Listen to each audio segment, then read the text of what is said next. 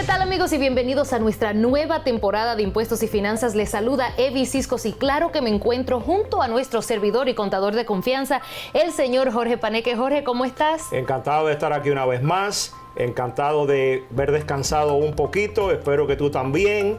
Y nada, el verano se ha ido bien rápido y ya ahora, antes que nos demos de cuenta, vamos a estar de nuevo en la próxima época. Jorge, yo no entiendo cómo es que el año pasó volando, pero todo el mundo me está diciendo cuáles fueron los cambios, qué fue lo que pasó, pero exactamente, Jorge, ¿cómo fue esta época de los taxes? Mira, esta época yo diría que fue un poco caótica debido a tantos cambios que hubo y posiblemente no todo el mundo estaba preparado, a pesar que yo estuve hablando al comienzo del año pasado de cosas que iban a cambiar, pero definitivamente mucha gente no estaban preparada. Y Jorge, yo sé que muchas personas, debido de los cambios, se quedaron debiendo mucho dinero. ¿Cómo afecta esto a nuestra comunidad y a las personas que quedaron debiendo? Mira, desafortunadamente los cambios que tuvimos no lo vinimos a saber hasta finales del año 2018. Entonces las personas no tuvieron la oportunidad de prepararse y mucha gente no se dieron ni de cuenta, y tal vez, yo no sé si tú fuiste una de esas personas, que estoy seguro que recibiste un pequeño aumento en tu cheque semanal y a lo mejor ni lo notaste porque fue tan pequeño. Pero ese pequeño aumento que todos tuvimos en los cheques significó que a fin de año los impuestos federales fueron recortados por aproximadamente, yo diría, un averaje en persona de $1,400, $1,500. Claro, los recibieron durante el año, pero cuando llegó el fin de año, esos $1,000 y pico menos que le habían descontado durante el año causaron que tú posiblemente quedaste debiendo dinero. No hubo oportunidad de prepararnos para eso. Y ahora es por eso que es tan importante comenzar a prepararnos desde ahora para que así este año que viene todo esté resolucionado, ¿verdad? Bueno, te soy honesto, estamos hablando en este programa, estamos ya en el mes de agosto. Claro. Desafortunadamente ya han pasado 8 meses del año y cosas que las personas deben de hacer para poderse preparar para no tener una deuda a final de este año. Tienen que recuperarlo en estos 4 meses que nos quedan, pero sí hay la oportunidad de hacerlo todavía. Bueno, Jorge, de eso vamos a hablar más, así que no le cambien de canal, que nosotros vamos a una pequeña pausa y al regresar vamos a hablar de todos los cambios y cómo podemos mejor prepararnos para el año que viene. Así que no le cambie de canal.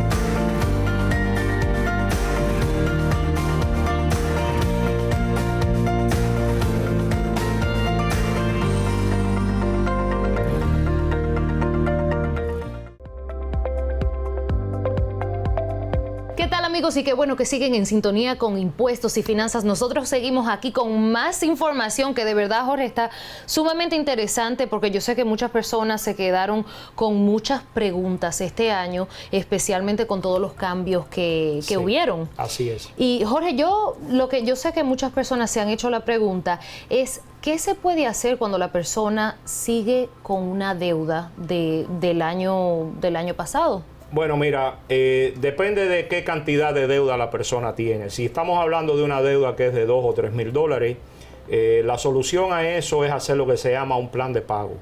El gobierno te permite pagarle lo que tú le debas en 1 año, 2 años, hasta 36 meses.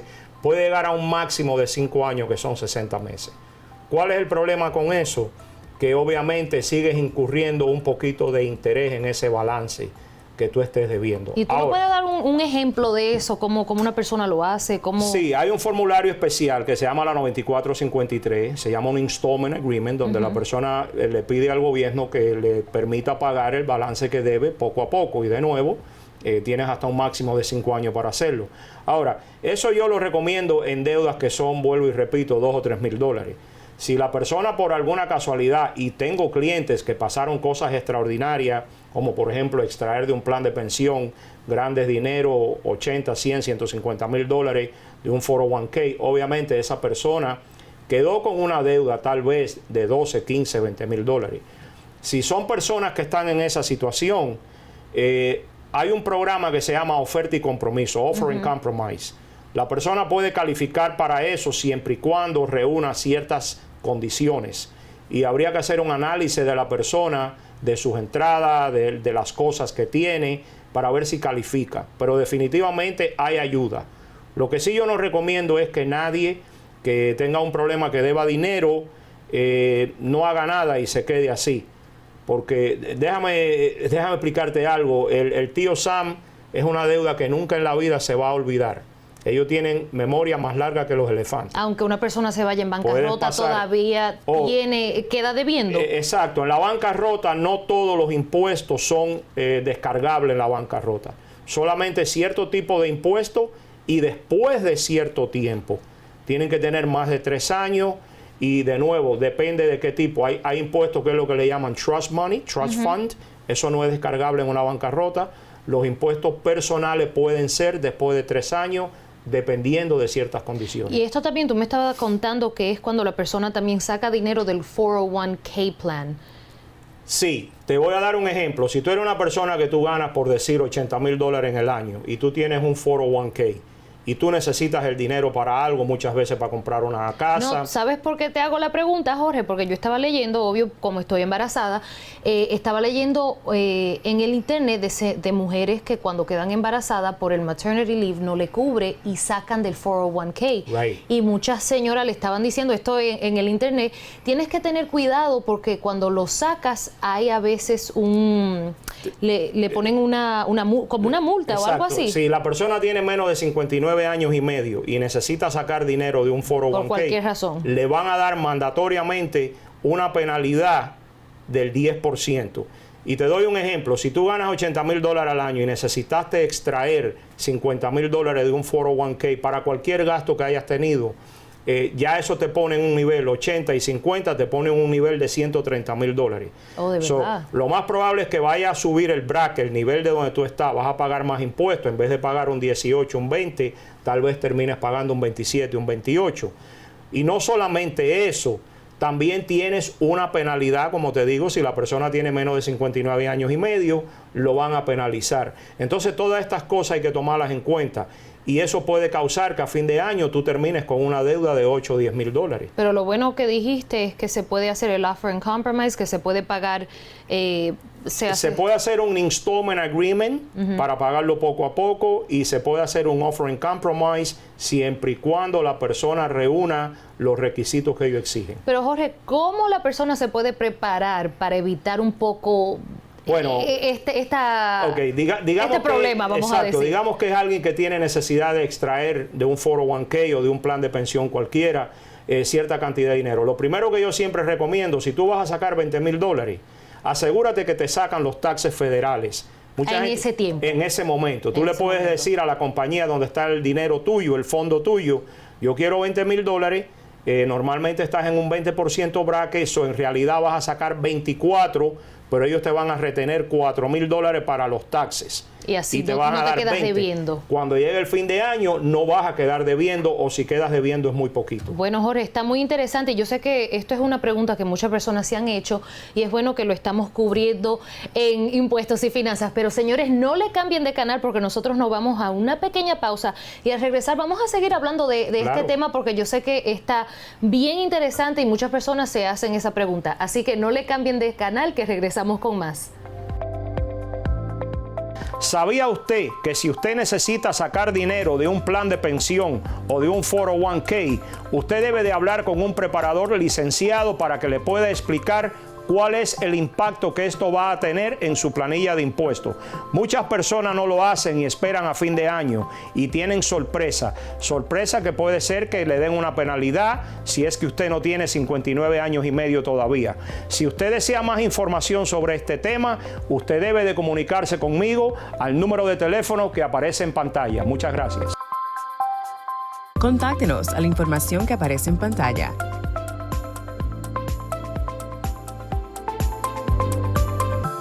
Jorge, de verdad que estos temas están sumamente interesantes. En el último segmento estábamos hablando de cómo podemos prepararnos para no quedar debiendo al fin de año a la hora de llenar los impuestos. Pero yo sé, Jorge, que tú tienes mucho que añadir a lo que estábamos hablando. Mira, estuvimos elaborando sobre el tema de, en el ejemplo, que alguien saque de un plan de pensión o de un SEP. Pero esa no es la única cosa que puede causar que una persona deba a fin de año. Hay veces que tiene que ver también con las deducciones que la persona reclama en el formulario que se llama el W4. Cuando tú empiezas a trabajar en cualquier sitio, siempre lo primero que te deben de dar es ese formulario, y en ese formulario, específicamente en la línea número 5, te pregunta cuánto dependes tú quieres reclamar. Eso es una cuestión totalmente individual de la persona. Ahí, por ejemplo, se ponen los hijos, claro. ¿Se puede poner un abuelo o una abuela? O toda ¿cómo persona funciona? que viva contigo, que sea dependiente tuyo, que tú contribuyas a más del 50% de sus gastos y que esa persona no tenga entrada, y te voy a explicar lo que quiero decir con eso, puede ser tu depende. So, es importante que esta planilla W4 se llene correctamente. ¿Qué te quiero decir con esto? Arriba lo primero que te pregunta es si la persona es soltera o casada. La línea número 5 te dice cuántos depende tú vas a reclamar.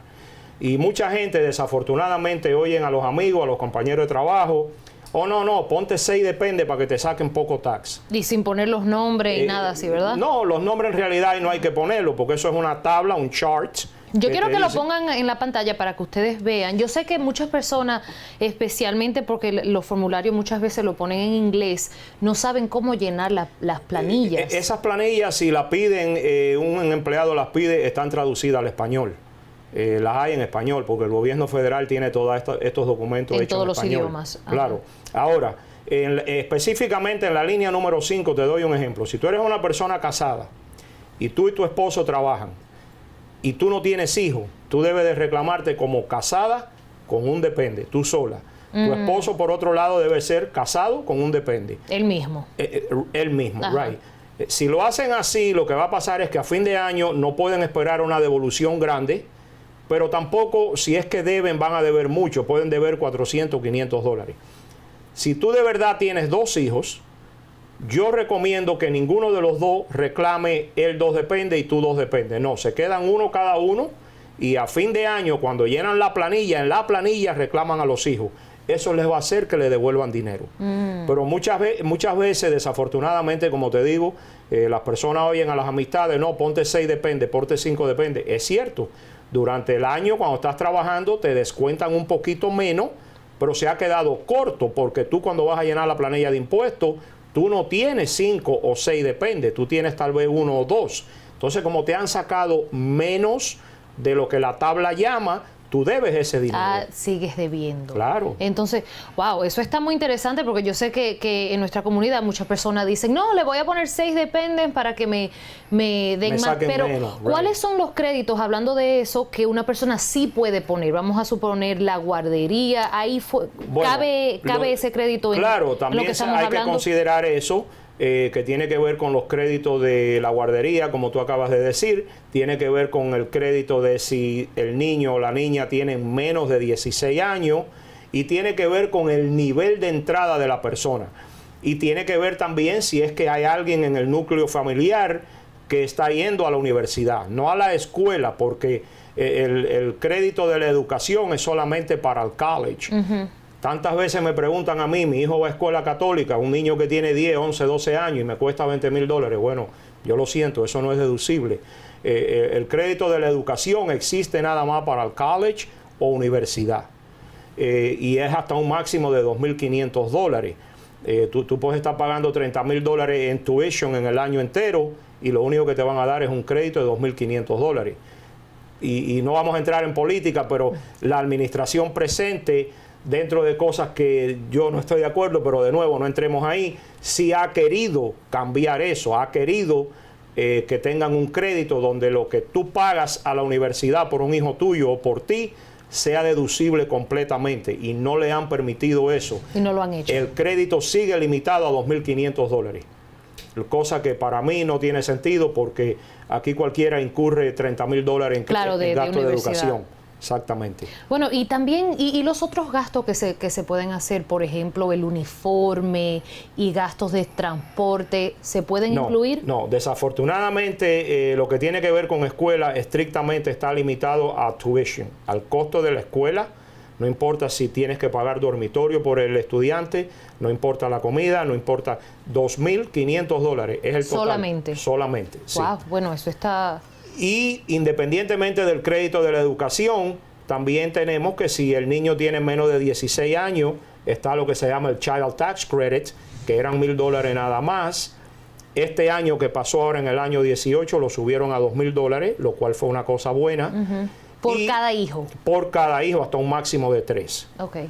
Y está también lo que se llama el EIC Earned Income Credit, que ese es un crédito que tiene que ver con el nivel de entrada que tenga el matrimonio.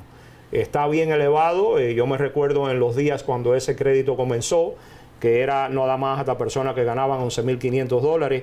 Hoy en día ese crédito está ya en $50,000. Quiere decir que el núcleo familiar puede ganar hasta $50,000 y todavía tiene derecho a ese crédito. Obviamente, te explico, el crédito existe a ese nivel, pero es muy bajito el crédito. Para coger ese crédito en el corazón, la persona tiene que estar ganando no más de $28,000 a $30,000. Ok, bueno, eso es muy importante saberlo. Pero señores, si tienen más preguntas e inquietudes, no entren a nuestra página de Facebook y escríbanos también todas sus preguntas, que ahí Jorge le puede responder todas las preguntas. Yo siempre digo, no hay nada malo con averiguar y preguntar. Si tú planeas, si tú planificas con anticipación muchas cosas a fin de año, no te van a coger de sorpresa. Claro que sí. Y yo creo que eso es algo muy importante, especialmente para nuestra comunidad, informarnos y educarnos a la hora de llenar los impuestos. Y solamente una cosita quería mencionarte en relación a esa. Deben de buscar informe, pero el informe con personas que están cualificadas para dar ese informe, que están certificadas, no el peluquero, no el carnicero, no el bodeguero, claro que sí. Porque ellos no tienen experiencia ni conocen la ley para dar este tipo de consejos. Absolutamente. Muchísimas gracias, Jorge. Así que si tienen más preguntas e inquietudes, solamente llamen al número que aparece en pantalla. Nosotros nos vamos a una breve pausa y al regresar vamos a seguir hablando más sobre este tema. Claro. Así que no le cambien de canal. Hola amigo, mi nombre es Jorge Paneque, preparador de impuestos certificado y contador público, licenciado para poder practicar frente al IRS. En el evento que usted tenga un problema, usted debe estar seguro que usted está en las manos de una persona que lo pueda representar. Desafortunadamente hay muchas personas que llenan planilla de impuestos y cuando usted tiene un problema, ellos no pueden representarlo. Usted debe de estar al día en los nuevos cambios, las nuevas leyes que se esperan que vienen este año. Usted debe de estar consciente que si usted es propietario de casa, usted debe de saber que hay limitaciones en la cantidad que usted puede deducir en los intereses que paga en la hipoteca y también en los taxes que paga en la propiedad. Para más informe, por favor, llamar al número que aparece en pantalla. Gracias. Contáctenos a la información que aparece en pantalla. Qué bueno que siguen en sintonía con Impuestos y Finanzas. Les saluda Evi Ciscos y claro que con nuestro contador de confianza, el señor Jorge Paneque. Y hemos llegado ya al último segmento que yo no puedo creer, es que se pasa rápido. Se ha ido tan rápido el tiempo, es que hay tanto material que cubrir que eso pasa. Mucha información que es necesaria allá afuera. Jorge, bueno, yo creo que la información más importante es para nosotros prepararnos a la hora de llenar los impuestos. Pero una pregunta que se me pasó a hacerte es, ¿cómo podemos prepararnos para cubrir todo lo que el gobierno exige a la hora de llenar los impuestos y no quedarnos debiendo? Bueno, ahorita elaboramos un poquito sobre las distintas cosas que podemos hacer para no tener una deuda, como es llenar correctamente el W4, tomar en consideración si tienes depende o no, si tienes hijos, si es que vas a remover dinero de un plan de pensión, asegurarte que te sacan el tax federal de antemano. Y debo de explicar algo que no hemos tocado y es muy importante, y mucha gente este año cuando quedaron con deuda me dijeron, pero ¿por qué estoy pagando intereses? ¿Por qué estoy pagando penalidades? Bueno, el gobierno tiene una ley y exige que tú durante el año corriente cubras el mínimo del 90% de lo que haya sido tu tax liability el año anterior. ¿Qué quiere decir eso? Tú ganaste $50,000 por decir. Y cuando tú llenaste tu planilla de impuestos, después que se hicieron todas las deducciones, el gobierno dice que en esos $50,000 tú tienes que pagar, por decir, $4,000. Si tú este año que estamos pasando no te hicieron suficiente deducción para cubrir el 90% de esos $4,000, en otras palabras, el 90% de $4,000 son $3,600. Cuando llegue el fin de año, te van a cobrar una penalidad por no haber cubierto ese 90%.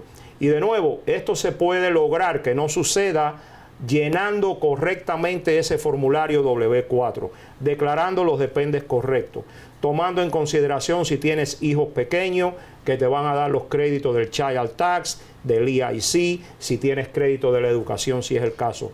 Tomando todas estas cosas en cuenta, evitas que te den esa penalidad. Y yo creo que es por eso que a la hora de llenar las planillas, especialmente la W4, cuando la gente va o obtiene un trabajo nuevo, que busque a un contador que sea de confianza si necesita ayuda llenando, porque yo sé que muchas personas se confunden a la hora de llenar esa misma planilla para comenzar un nuevo trabajo. Y te voy a decir algo, el gobierno exige que muchos empleadores no lo hacen, pero el gobierno exige que tu empleador en enero de cada año te dé una W4 nueva.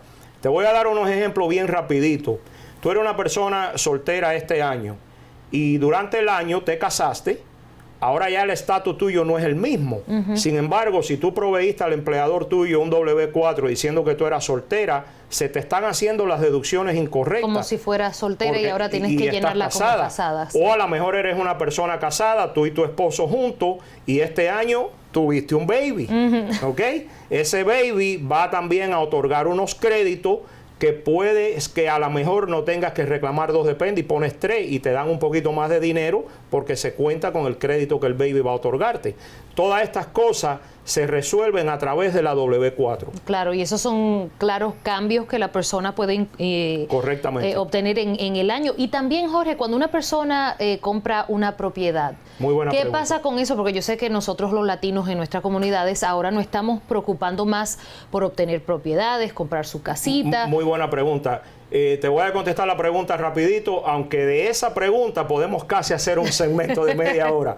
Pero bueno, vamos ahí. Si tú compraste una propiedad este año, vas a tener, si es una casa de una familia, hay 2 deducciones muy grandes que te van a ayudar mucho. Uno es el interés que pagas en la hipoteca y lo otro es los real estate taxes, los impuestos que pagues en la propiedad.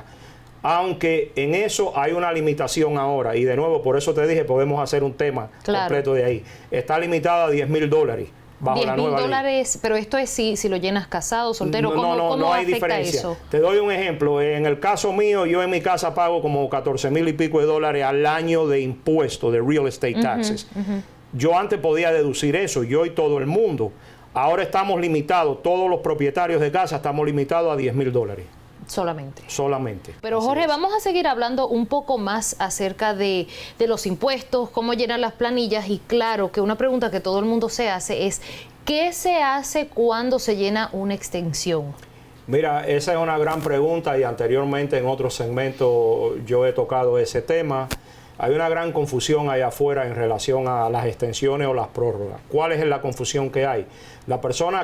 Muchas personas creen que cuando van a deber dinero te dicen, no, ponme una extensión porque no tienen que pagar. No, la extensión es válida única y exclusivamente si la persona en el tax que le han deducido en su W2 ha cubierto, como dije anteriormente, el 90% del año anterior, o si debe dinero, si se estima que va a deber dinero, la persona debe de enviar un cheque con esa extensión. Si tú no envías un cheque, no es válido. Si tú debes más de $1,000, tú necesitas enviar el cheque. Si tú debes menos de $1,000, entonces la extensión es válida. Y Jorge, para esto se puede hacer un acuerdo de pago, vamos a suponer si... No. No se puede. Te doy un ejemplo. Tú vienes a mí, yo miro tus impuestos y yo te digo, mira, vas a deber $2,500.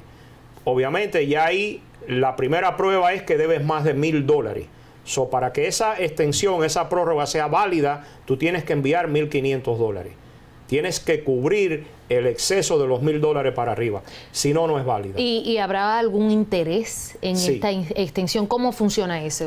Cualquier dinero que tú le quedes debiendo al gobierno federal a fin de año, ellos te dicen un 5%, pues tienes una penalidad de un 16%. A mí no me interesa cómo lo llamen, intereses o penalidades. Yo lo miro que cuando lo combinas el 5 y el 16 es un 21 lo que estás pagando. ¿Y cómo se puede hacer para evitar una penalidad? De nuevo, asegurarte que cubriste el 90% de la deuda del año anterior, y si lo debes, si no te lo han sacado en el W2, en el trabajo tuyo, entonces junto con la prórroga enviar un cheque. Porque es que tienes que enviar el cheque. Si no envías el cheque, no has hecho nada. Pero vamos a suponer, ¿hay un porcentaje que se puede pagar para no quedar con una penalidad o tiene que pagarse por completo?